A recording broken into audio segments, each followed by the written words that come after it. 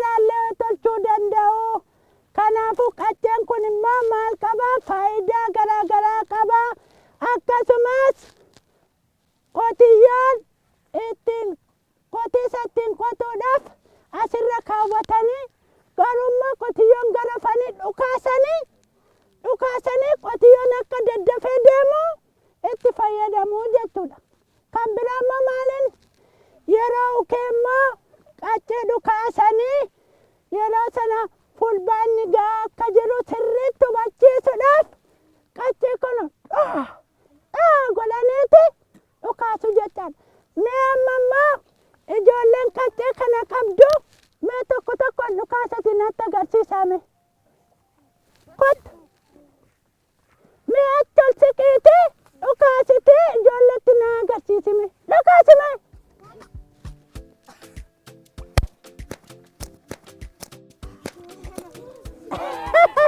Amlee kennaafi.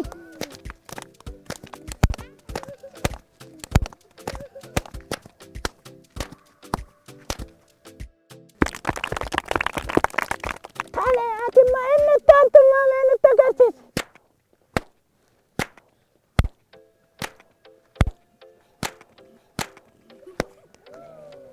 Amlee kennaafi. Ammasitti dabalaafi. Leelloo. Ijoollee koo. Ookoo. Ijoollee koo. Ookoo. Ilaakaa faayidaan qaccee waan hedduudha isiniin jedhe miti. Horiillee ittiin tiksuudhaaf, jabbiloota ittiin tiksuudhaaf, naannollee ittiin eeguudhaaf akkasumas simbirroota garaagaraa akka midhaan irraa hin qubanne itti dhukaasanii irraa ari'uudhaan faayidaa hedduu qaba jechaadha. Akkasumas immoo tapha bashannana adda addaa akka ispoortiitti illee ni fayyada. Akkasumas wal dorgommii qaba. Wal dorgommii kana keessa immoo wal miidhuun hin jiru waan ta'eef taphaaf gammachuudhaaf wal dorgomuu kun ijoolleen nutti agarsiisaa jiru. Amlee naaf hime. Inni dhukaasa sirriitti dhukaase yeroo dheeraa dhukaase injifataadha. Inni immoo baay'een dhukaasni maamaadha jechuudha. Eenyu akka sirriitti dhukaase sin Amlee kennaafi asi. Seegaluudhaaf tokko lama sadii.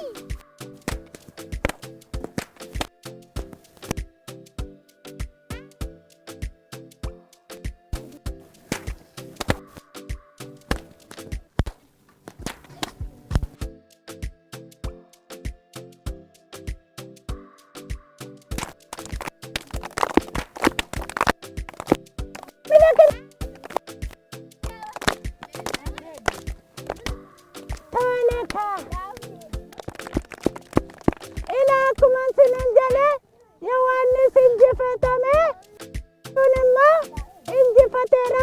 Amlee jabaa kennaafi. Lamaan keessanuu immoo injifattoota waan ta'eef waan bareedaa nutti agarsiistanii hedduu galatoomaa isiniin jedha. Amma sirri deebiidhaan Amlee kennaafi. Leelloo. Ijoollee.